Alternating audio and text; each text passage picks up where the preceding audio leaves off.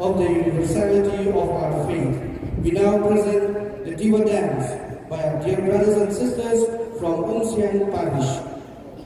Pil Pothana in Lalung means to catch fish in the pond. It is the folk dance of the Lalung tribe.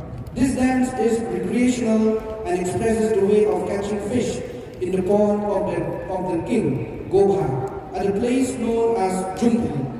It is usually done on Friday and Saturday on every third week of the month of January every year since time immemorial. The king of Jaintia and King Gobha fixed this dance during their ruling period. The dance is performed on the market days in order to avail the commodities of essential needs between the subjects of the plains and the hills, only through barter system which still exists till today.